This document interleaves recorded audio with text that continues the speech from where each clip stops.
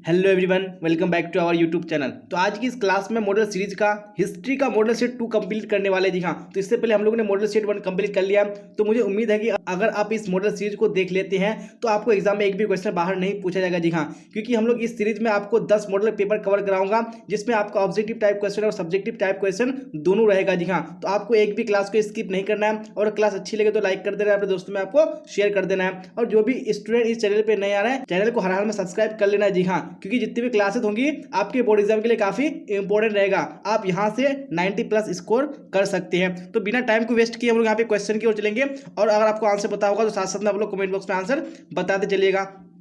जी हाँ, तो हम लोग यहाँ पे सेक्शन ए की ओर आ चुके हैं, यानी जो ऑब्जेक्टिव टाइप क्वेश्चन है उसकी ओर आ चुके हैं। तो फर्स्ट क्वेश्चन का आप लोग कमेंट बॉक्स में राइट आंसर बताइएगा कि कौन सा ऑप्शन करेक्ट हुआ। जी हाँ, तो क्वेश्चन 1 में क्या पूछा जा रहा है, हड़प्पा सभ्यता किस काल की सभ्यता है। जी हाँ, इन जो हड़प्पा सभ्यता है वो कौन से काल की सभ्यता है वो आपको बताने हैं। जी हाँ, आपने बार बार इस क्वेश्चन को पढ़ा है क्योंकि एग्जाम में ये क्वेश्चन बार बार पूछा जा चुका है, तो आपको आंसर हर हाल में पता होना चाहिए। तो यहाँ पे 1 का right answer option number C बिल्कुल करेक्ट हो जाएगा। दिखाने कान से युग हो जाएगा। जी हाँ, तो आप देख लेंगे हम लोग नेक्स्ट क्वेश्चन, क्वेश्चन नंबर 2। जी हाँ, तो क्वेश्चन नंबर 2 भी स्क्रीन पे आ चुका है। क्या बोला जरा देखिए और राइट आंसर बताने की कोशिश कीजिए। हड़प्पा सभ्यता में सर्वप्रथम किस स्थल का उत्खनन हुआ है। जी हाँ, यानी जो हड़प्पा सभ्यता है उसमें सबसे पहले कौन सी स्थल की खुदाई हुई है वो आपको बताने हैं। तो यहाँ पे आपका ऑप्शन स्क्रीन पे आपको कमेंट बॉक्स में राइट आंसर बताने कौन सा ऑप्शन होगा। तो यहाँ पे 2 का ऑप्शन नंबर सी बिल्कुल करेक्ट हो जाएगा। दिखाने हड़प्पा सभ्यता में सबसे पहले हड़प्पा स्थल की खुदाई यानी उत्खनन हुआ था। चलिए आप देख लेंगे नेक्स्ट क्वेश्चन, क्वेश्चन नंबर 3। जी हाँ, तो क्वेश्चन नंबर 3 भी स्क्रीन पे आ चुका है। क्या बोला जा रहा है, पशुपति शिव की मोहर पर किस पशु का चित्र नहीं है। जी हाँ, जो पशुपति शिव है उनकी मोहर पर कौन से पशु का चित्र नहीं है वो यहाँ पे आपको बताने हैं। तो 3 का कौन सा ऑप्शन करेक्ट होगा, वेरी गुड, यहाँ पे ऑप्शन सी आ रहा है तो बिल्कुल करेक्ट हो जाएगा। दिखाने सांड का चित्र नहीं है, बाकी ये तीनों का चित्र दिया हुआ है। चलिए आप देख लेंगे हम लोग नेक्स्ट क्वेश्चन, क्वेश्चन नंबर 4। जी हाँ, तो क्वेश्चन नंबर 4 भी स्क्रीन पे आ चुका है। क्या बोला जा रहा है, जनपद शब्द इंगित करता है। जी हाँ, जो जनपद शब्द है वो किसको इंगित करता है। तो यहाँ पे मैं आपको सारे ऑप्शन को दिखा रहा हूँ, आपको राइट आंसर बताने कौन सा ऑप्शन करेक्ट होगा। जी हाँ, तो आपने यहाँ पे ऑप्शन को देख लिया, तो आप लोग कमेंट बॉक्स में राइट आंसर बताइए कौन सा होगा। वेरी गुड, तो यहाँ पे 4 का ऑप्शन नंबर ए बिल्कुल करेक्ट हो जाएगा। दिखाने प्रशासनिक अधिकारी को इंगित करता है जनपद शब्द। चलिए आप देख लेंगे हम लोग नेक्स्ट क्वेश्चन, क्वेश्चन नंबर 5। जी हाँ, तो क्वेश्चन नंबर 5 भी स्क्रीन पे आ चुका है। क्या बोला जा रहा है, मौर्य काल में राजकीय कृषि का प्रधान था। जी हाँ, यानी जो मौर्य काल था उसमें जो राजकीय कृषि होती थी उसका प्रधान, उसका हेड कौन था वो आपको बताने हैं। जी हाँ, तो 5 का ऑप्शन नंबर बी बिल्कुल करेक्ट हो जाएगा। ये सीता अध्यक्ष हो जाएगा, ऑप्शन नंबर बी बिल्कुल करेक्ट हो जाएगा। चलिए तो आप इसी तरह नेक्स्ट क्वेश्चन देख लेंगे हम लोग, क्वेश्चन नंबर 6। क्या बोला जाएगा 6 में, सतसहसी संहिता का दूसरा नाम क्या है। जी हाँ, जो सतसहसी संहिता है उसका दूसरा नाम क्या है वो आपको कमेंट बॉक्स में बताने हैं। तो 6 का ऑप्शन नंबर सी बिल्कुल करेक्ट हो जाएगा। दिखाने यानी महाभारत का ही दूसरा नाम क्या है, सतसहसी संहिता। तो यह बहुत ही इंपॉर्टेंट क्वेश्चन है, तो आपको हर हाल में इसका आंसर पता होना चाहिए। चलिए आप क्वेश्चन नंबर 7 को देख लीजिए। क्या बोला जा रहा है, मनुस्मृति में कितने प्रकार के विवाह की चर्चा है। जी हाँ, यानी जो मनुस्मृति है उसमें कितने प्रकार की विवाह की चर्चा की गई है, व्याख्या की गई है। तो यहाँ पे 7 का ऑप्शन नंबर बी बिल्कुल करेक्ट हो जाएगा। दिखाने 8 प्रकार की विवाह की चर्चा की गई है। चलिए तो इसी तरह नेक्स्ट क्वेश्चन देख लेंगे हम लोग, क्वेश्चन नंबर 8। जी हाँ, तो क्वेश्चन नंबर 8 भी स्क्रीन पे आ चुका है। क्या बोला जा रहा है, प्राचीनतम वेद कौन है। जी हाँ, यानी इनमें से कौन सा वेद सबसे प्राचीनतम सबसे पुराना है वो आपको बताने हैं। यहाँ पे 8 का ऑप्शन नंबर ए बिल्कुल करेक्ट हो जाएगा। दिखाने ऋग्वेद। जी हाँ, ऋग्वेद क्या है, सबसे पुराना वेद है, तो इसका भी आंसर आपको हर हाल में पता होना चाहिए। चलिए तो आप देख लेंगे हम लोग नेक्स्ट क्वेश्चन, क्वेश्चन नंबर 9। जी हाँ, तो क्वेश्चन नंबर 9 भी स्क्रीन पे आ चुका है। क्या बोला जा रहा है देखिए और राइट आंसर बताने की कोशिश कीजिए। ऋग्वैदिक कार्यों के सर्वप्रमुख देवता थे। जी हाँ, जो ऋग्वैदिक कार्य है उसके सबसे प्रमुख देवता कौन थे वो आपको बताने हैं। यहाँ पे आपका ऑप्शन दिया हुआ है, तो बिल्कुल ऑप्शन नंबर बी करेक्ट हो जाएगा, यानी इंद्र हो जाएगा। चलिए अब देख लेंगे हम लोग नेक्स्ट क्वेश्चन, क्वेश्चन नंबर 10। जी हाँ, तो क्वेश्चन नंबर 10 भी स्क्रीन पे आ चुका है। क्या बोला जा रहा है, आजीवक संप्रदाय के संस्थापक थे। जी हाँ, जो आजीवक संप्रदाय था इसके संस्थापक कौन थे, यानी इसकी स्थापना किसने की थी वो आपको बताने हैं। तो यहाँ पे 10 का ऑप्शन नंबर बी बिल्कुल करेक्ट हो जाएगा। दिखाने मखली गोशाल, ये क्या थे, आजीवक संप्रदाय के संस्थापक थे। जी हाँ, जैसा कि आप स्क्रीन पे क्वेश्चन देख पा रहे होंगे किस टाइप का क्वेश्चन है, आपको एग्जाम में इसी टाइप का क्वेश्चन पूछा जाएगा। तो बिल्कुल भी आपको क्लास को स्किप नहीं करना है और क्लास को आपको हर हाल में लाइक कर देना है, अपने दोस्तों में आपको शेयर कर देना है। जी हाँ, तो क्वेश्चन नंबर 11 भी स्क्रीन पे आ चुका है। क्या बोला जा रहा है, महात्मा बुद्ध को कहाँ ज्ञान प्राप्त हुआ। जी हाँ, जो महात्मा बुद्ध है उनको ज्ञान की प्राप्ति कहाँ पे हुई थी, कौन सी जगह में हुई थी वो आपको बताने हैं। तो यहाँ पे 11 का ऑप्शन नंबर बी बिल्कुल करेक्ट हो जाएगा। दिखाने बोध गया में हुई थी। चलिए तो अब देख लेंगे हम लोग नेक्स्ट क्वेश्चन, क्वेश्चन नंबर 12। जी हाँ, तो क्वेश्चन नंबर 12 भी स्क्रीन पे आ चुका है। क्या बोला जा रहा है, निर्गव का अर्थ होता है। जी हाँ, तो निर्गव का अर्थ क्या है वो आपको बताने हैं। तो यहाँ पे 12 का ऑप्शन नंबर सी बिल्कुल करेक्ट हो जाएगा। दिखाने निर्विकल्प का अर्थ क्या होता है, सन्यासी, तो ऑप्शन नंबर सी बिल्कुल करेक्ट हो जाएगा। चलिए अब देख लेंगे हम लोग नेक्स्ट क्वेश्चन, क्वेश्चन नंबर 30। जी हाँ, तो स्क्रीन पे क्वेश्चन आ चुका है, बोला जा रहा है कि पाणिनि की अष्टाध्यायी रचित है। जी हाँ, जो पाणिनि की जो अष्टाध्यायी है यानी उसको कब रचा गया है वो आपको बताने हैं। यहाँ पे मैं आपको सारे ऑप्शन को दिखा रहा हूँ, आप लोग कमेंट बॉक्स में राइट आंसर बताइए कौन सा ऑप्शन करेक्ट होगा। जी हाँ, तो यहाँ पे क्वेश्चन नंबर 13 का right answer option number B बिल्कुल करेक्ट हो जाएगा, यानी 500 ईसा पूर्व हो जाएगा। चलिए अब देख लेंगे हम लोग नेक्स्ट क्वेश्चन, क्वेश्चन नंबर 14। यहाँ पे स्क्रीन पे क्वेश्चन आ चुका है, क्या बोला जा रहा है, तंबाकू का सेवन सर्वप्रथम किस मुगल सम्राट ने किया था। जी हाँ, जो तंबाकू है, टोबैको है, उसका यूज सबसे पहले किस मुगल सम्राट ने किया था वो बताने हैं। यहाँ पे 14 का right answer option number A बिल्कुल करेक्ट हो जाएगा। जी हाँ, अकबर ने किया था। ये बहुत ही इंपॉर्टेंट क्वेश्चन एग्जाम में बार बार पूछा जा चुका है, तो आपको आंसर इसका पता होना चाहिए। चलिए तो अब देख लेंगे हम लोग नेक्स्ट क्वेश्चन, क्वेश्चन नंबर 15। क्या बोला जा रहा है, तंबाकू पर किस शासक ने प्रतिबंध लगा दिया। जी हाँ, यानी तंबाकू जो है उसको किस शासक ने क्या कर दिया, प्रतिबंध लगा दिया, यानी उस पर रोक लगा दिया। जी हाँ, तो जो उसका बेटा जहांगीर है, तो ऑप्शन नंबर सी बिल्कुल करेक्ट हो जाएगा। देखिए बाप ने क्या किया, तंबाकू का सेवन स्टार्ट किया, लेकिन उसका बेटा जहांगीर ने उस पर क्या कर दिया, प्रतिबंध यानी रोक लगा दिया गया। तो आपको ये बिल्कुल याद रखने हैं कि किसने यूज किया और किसने प्रतिबंध लगाया। जी हाँ, तो आप देख लेंगे हम लोग नेक्स्ट क्वेश्चन, क्वेश्चन नंबर 16। तो क्वेश्चन भी स्क्रीन पे आ चुका है, क्या बोला जा रहा है, शेख मोइनुद्दीन चिश्ती की दरगाह स्थित है। जी हाँ, जो शेख मोइनुद्दीन चिश्ती है इनकी दरगाह कहाँ स्थित है, तो यहाँ पे आपको बताने हैं। तो 16 का ऑप्शन नंबर सी बिल्कुल करेक्ट हो जाएगा। जी हाँ, अजमेर शरीफ हो जाएगा। चलिए अब देख लेंगे हम लोग नेक्स्ट क्वेश्चन, क्वेश्चन नंबर 17। तो स्क्रीन पे क्वेश्चन आ चुका है, क्या बोला जा रहा है, स्थापत्य कला का सर्वाधिक विकास किसके समय में हुआ। जी हाँ, जो स्थापत्य कला है इसका विकास सबसे अधिक किसके काल में हुआ था, तो यहाँ पे 17 का right answer option number C बिल्कुल करेक्ट हो जाएगा। जी हाँ, शाहजहां हो जाएगा।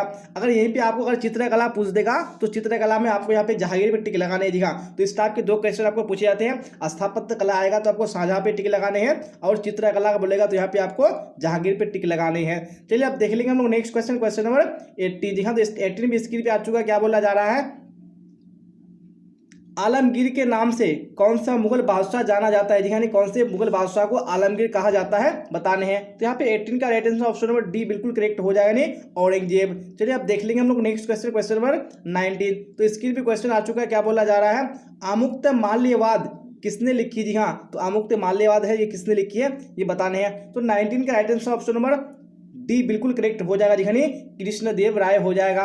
चलिए तो अब देख लेंगे हम लोग नेक्स्ट क्वेश्चन, क्वेश्चन नंबर 20। तो स्क्रीन पे आ चुका है क्वेश्चन, क्या बोला जा रहा है, कौन सा विदेशी यात्री घोड़ों का व्यापारी था। जी हाँ, कौन सा जो विदेशी यात्री था वो घोड़े के व्यापार करते थे। यहाँ पे 20 का right answer option number D बिल्कुल करेक्ट हो जाएगा, यानी ए एवं बी दोनों, यानी अफनासी निकेतन भी और फरनाओ नूनिस भी, यानी दोनों क्या थे, व्यापारी थे घोड़े का। चलिए अब देख लेंगे नेक्स्ट क्वेश्चन, क्वेश्चन नंबर 21। जी हाँ, तो स्क्रीन पे आ चुका है, क्या बोला जा रहा है, निम्न में से पुर्तगाली यात्री कौन था। जी हाँ, कौन सा यात्री था जो पुर्तगाल का रहने वाला था। तो 21 का right answer option number D हो जाएगा, यानी इनमें से सभी ये सारे क्या थे, यानी पुर्तगाली थे। चलिए अब देख लेंगे नेक्स्ट क्वेश्चन, क्वेश्चन नंबर 22। क्या बोला जाए 22 में, इब्न बतूता किस सुल्तान के शासन काल में भारत आया था। जी हाँ, यानी जब इब्न बतूता भारत आया था तो उसमें भारत का सुल्तान कौन था, यहाँ पे आपको बताने हैं। तो मैं आपको सारे ऑप्शन को दिखा रहा हूँ। जी हाँ, यहाँ पे जो आपका राइट आंसर हो जाएगा वो क्वेश्चन नंबर 22 का वो ऑप्शन नंबर ए करेक्ट हो जाएगा। जी हाँ, मोहम्मद बिन तुगलक के शासन काल में आया था। चलिए अब देख लेंगे हम लोग नेक्स्ट क्वेश्चन, क्वेश्चन नंबर 23। जी हाँ, तो स्क्रीन पे क्वेश्चन आ चुका है, क्या बोला जा रहा है, अल बरूनी किसके साथ भारत आया। जी हाँ, जो अल बरूनी था वो किसके साथ भारत आया था, यानी कौन सा शासक के साथ आया था। तो 23 का right answer option number A बिल्कुल करेक्ट हो जाएगा, नहीं महमूद गजनी के साथ आया था। चलिए अब देख लेंगे नेक्स्ट क्वेश्चन, क्वेश्चन 24। क्या बोला जा रहा है, किताबुर रहला में किसका यात्रा वृत्तांत मिला है। जी हाँ, जो किताबुर रहला है क्या है, एक यात्रा वृत्तांत है, तो इसमें किसका यात्रा वृत्तांत मिलता है वो आपको बताने हैं। यहाँ पे 24 का right answer option number C बिल्कुल करेक्ट हो जाएगा। जी हाँ, इब्न बतूता का मिलता है। चलिए अब देख लेंगे नेक्स्ट क्वेश्चन, क्वेश्चन 25। क्या बोला जा रहा है 25 में, निम्न में से महिला रहस्यवादी संत थी। जी हाँ, कौन सी महिला रहस्यवादी संत थी, जब 25 का ऑप्शन नंबर सी बिल्कुल करेक्ट हो जाएगा, नहीं रबिया हो जाएगा। चलिए अब देख लेंगे हम लोग नेक्स्ट क्वेश्चन, क्वेश्चन नंबर 26। जी हाँ, तो क्वेश्चन 26 भी स्क्रीन पे आ चुका है, क्या बोला जा रहा है, निजामुद्दीन औलिया किस सूफी सिलसिले से संबंधित है। जी हाँ, जो निजामुद्दीन औलिया है उनका संबंध कौन से सूफी सिलसिले से है। जब 26 का ऑप्शन नंबर ए बिल्कुल करेक्ट हो जाएगा, नहीं चिश्ती सिलसिला हो जाएगा।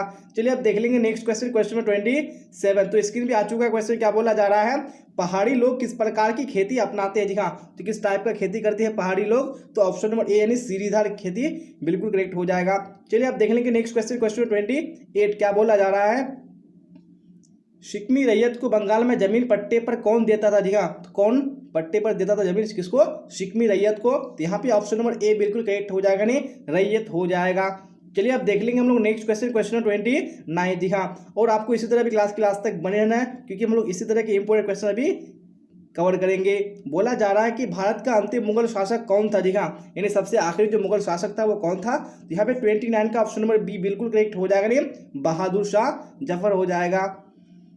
चलिए अब देख लेंगे नेक्स्ट क्वेश्चन, क्वेश्चन 30। क्या बोला जा रहा है, 1857 के विद्रोह का मुख्य केंद्र था। जी हाँ, यानी जो 1857 में विद्रोह हुआ था उसका जो सेंटर था, केंद्र था, मुख्य, वो कौन सा था, यानी कौन सा जगह था। तो ये 30 का ऑप्शन नंबर ए बिल्कुल करेक्ट हो जाएगा। दिखाइए, उत्तर प्रदेश, बिहार, मध्य प्रदेश का बुंदेलखंड, बिल्कुल ऑप्शन नंबर ए करेक्ट हो जाएगा। चलिए अब देख लेंगे नेक्स्ट क्वेश्चन, क्वेश्चन 31। क्या बोला जा रहा है, मद्रास में विश्वविद्यालय की स्थापना कब की गई। जी हाँ, तो कौन से ईस्वी में मद्रास में विश्वविद्यालय की स्थापना, यानी यूनिवर्सिटी की स्थापना हुई थी, वो आपको बताने हैं। तो यहाँ पे क्वेश्चन 31 का right answer option number B बिल्कुल करेक्ट हो जाएगा। दिखाने 1857 ईस्वी में हुई थी। चलिए अब देख लेंगे नेक्स्ट क्वेश्चन, क्वेश्चन 32। क्या बोला जा रहा है 32 में, देखिए और राइट आंसर बताने की कोशिश कीजिए। भारत में हड़प नीति का जनक किस गवर्नर जनरल को माना जाता था। जी हाँ, जो हड़प नीति भारत में अपनाई गई थी तो इसका जनक किसको माना जाता था। तो 32 का right answer option number B बिल्कुल करेक्ट हो जाएगा। दिखाने डलहौजी हो जाएगा। चलिए अब देख लेंगे नेक्स्ट क्वेश्चन, क्वेश्चन 33। क्या बोला जा रहा है, तुम मुझे खून दो मैं तुम्हें आज़ादी दूंगा का नारा किसने दिया। जी हाँ, इस नारा को किसने दिया, हम लोग बचपन से पढ़ते आ रहे हैं कि तुम मुझे खून दो मैं तुम्हें आज़ादी दूंगा। ये जो नारा दिया था ये सुभाष चंद्र बोस ने दिया था। तो ऑप्शन नंबर सी बिल्कुल करेक्ट हो जाएगा। चलिए अब देख लेंगे हम लोग नेक्स्ट क्वेश्चन, क्वेश्चन 34। जी हाँ, 34 में क्या बोला जा रहा है, करो या मरो का नारा किसने दिया। जी हाँ, डू एंड डाई, यानी करो या मरो, इसका नारा किसने दिया था। तो 34 का right answer option number A बिल्कुल करेक्ट हो जाएगा। दिखाने महात्मा गांधी ने दिया था। चलिए अब देख लेंगे नेक्स्ट क्वेश्चन, क्वेश्चन 35। क्या बोला जा रहा है, सविनय अवज्ञा आंदोलन की शुरुआत कब हुई। जी हाँ, यानी सिविल डिसओबीडियंस मूवमेंट। जी हाँ, इसकी शुरुआत कब हुई थी। तो यहाँ पे 35 का right answer option number A बिल्कुल करेक्ट हो जाएगा। दिखाने 12 मार्च 1930 ईस्वी को हुई थी। चलिए तो अब देख लेंगे हम लोग नेक्स्ट क्वेश्चन, क्वेश्चन 36। जी हाँ, 36 भी स्क्रीन पे आ चुका है। क्या बोला जा रहा है, देखिए, भारत छोड़ो आंदोलन का नेतृत्व किसने किया था। जी हाँ, इसका नेतृत्व किसने किया था भारत छोड़ो आंदोलन का। तो 36 का ऑप्शन नंबर ए बिल्कुल करेक्ट हो जाएगा, नहीं महात्मा गांधी ने किया था। चलिए अब देख लेंगे नेक्स्ट क्वेश्चन, क्वेश्चन 37। क्या बोला जाए 37 में, देखिए, असहयोग आंदोलन का नेतृत्व किसने किया। जी हाँ, तो इस आंदोलन का नेतृत्व किसने किया था। तो 37 का आपका ऑप्शन नंबर बी बिल्कुल करेक्ट हो जाएगा। दिखाने महात्मा गांधी हो जाएगा। चलिए अब देख लेंगे हम लोग नेक्स्ट क्वेश्चन, क्वेश्चन 38। क्या बोला जा रहा है, असहयोग आंदोलन को स्थगित कब किया गया था। जी हाँ, तो कब इसको रोक दिया गया था असहयोग आंदोलन को। तो 38 का आपका ऑप्शन नंबर बी बिल्कुल करेक्ट हो जाएगा, 1922 ईस्वी में। तो आप देख लेंगे नेक्स्ट क्वेश्चन, क्वेश्चन 39। जी हाँ, तो स्क्रीन पे क्वेश्चन आ चुका है। क्या बोला जा रहा है, लाला का पूरा नाम क्या था। जी हाँ, जो लाला था ये किनका टाइटल था। जब 39 के right answer option number B बिल्कुल करेक्ट हो जाएगा। दिखाने लाला लाजपत राय, लाला लाजपत राय लाला का पूरा नाम था। चलिए आप देख लेंगे नेक्स्ट क्वेश्चन, क्वेश्चन नंबर 40। तो स्क्रीन पे आ चुका है क्वेश्चन। क्या बोला जा रहा है, संविधान सभा के अस्थायी अध्यक्ष कौन थे। दिखा, यानी जो संविधान सभा हुई थी उसका अस्थायी, दिखा यानी परमानेंट नहीं था, ये क्या था, अस्थायी था, उसका अध्यक्ष कौन था। यहाँ पे right answer option number A बिल्कुल करेक्ट हो जाएगा। दिखाने डॉक्टर सच्चिदानंद सिन्हा। अगर यहाँ पे आपको अस्थायी यानी परमानेंट पूछेगा तो आपका ऑप्शन नंबर सी यानी क्या हो जाएगा, डॉक्टर राजेंद्र प्रसाद हो जाएगा। दिखा, और अगर अस्थायी पूछेगा तो सच्चिदानंद सिन्हा हो जाएगा। तो यहाँ पे राइट आंसर कौन सा हो जाएगा, बिल्कुल ऑप्शन नंबर ए करेक्ट हो जाएगा। जी हाँ, तो हम लोगों ने इसी क्वेश्चन के साथ जो आज का मॉडल सेट है बिल्कुल कंप्लीट कर लिया है। और ये जो मॉडल सेट 2 था, जी हाँ, तो मैंने बताया कि इस सीरीज में मैं आपको हर सब्जेक्ट का 10-10 मॉडल पेपर कवर कराऊंगा। तो आपको हर क्लास के लिए चैनल को सब्सक्राइब कर लेना और बेल आइकन को प्रेस कर लेना है। और क्लास अच्छी लगे तो आपको लाइक कर देना, अपने दोस्तों में आपको शेयर कर देना है। और जो भी डाउट्स हो, जो भी क्वेश्चन हो, आप लोग कमेंट बॉक्स में पूछ सकते हैं। और मैंने डिस्क्रिप्शन में टेलीग्राम का लिंक दे दिया, वहाँ से भी जुड़ सकते हैं, वहाँ से भी अपना डाउट्स को क्लियर कर सकते हैं। और इसी तरह से आप लोग मॉडल पेपर का सब्जेक्टिव क्वेश्चन का भी सॉल्यूशन चाहते हैं तो आप लोग कमेंट बॉक्स में जरूर बताइएगा, मैं उसको भी अपलोड कर दूंगा। तो यहाँ तक बने रहने के लिए आप सबका धन्यवाद। फिर मिलेंगे हम लोग अगली क्लास में। Till then bye bye, tata, see you on the next class.